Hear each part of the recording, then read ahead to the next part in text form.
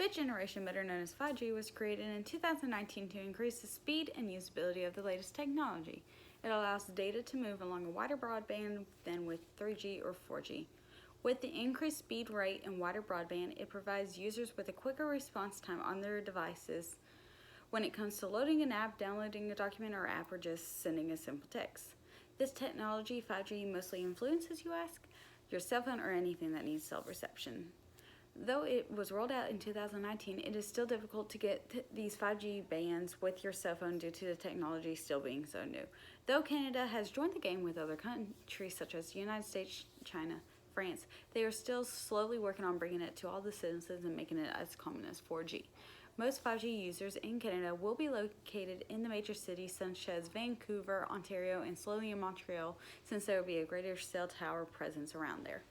One of the major companies helping 5G spread throughout Canada is CIS. CIS is like the United States company AT&T by providing internet, phone services, and television services to their customers.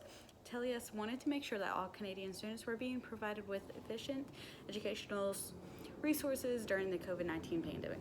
They knew that classes were going to be moved all online and not all students would be able to have the same service with their internet, and they knew that they would be facing a challenge when it came to having the sufficient technology to do their daily work. Samer Gazaya, the director of technology strategy from CIS, knew from his own experience that it was going to provide a challenge that no matter how good their internet was, it was not going to cut it for the long run. Gazaya and his team knew that once the pandemic was over and students go back to school every day, educators will need access to better internet or 5G to provide students with a new adaptive learning technique.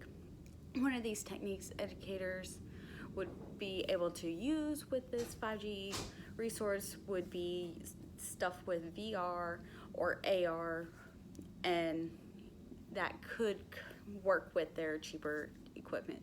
Schools would be able to work with these 5G capacities with their VR or AR, for example, with their iPad, so they could go and look at different animals and be able to determine all their different breeds by taking a virtual trip around the zoo.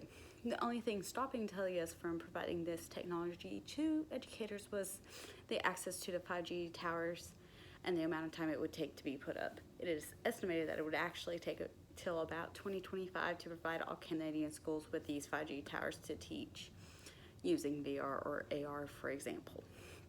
Now for this week's two truths and a lie, you may need to think a little bit harder than last week.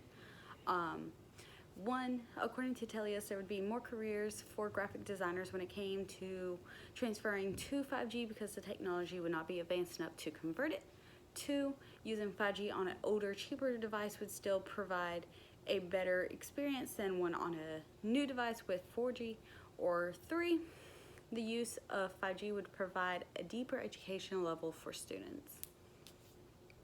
And the answer to that, or the lie, would be number one, the network that 5G would be on would actually do all the work that a graphic designer would have to do.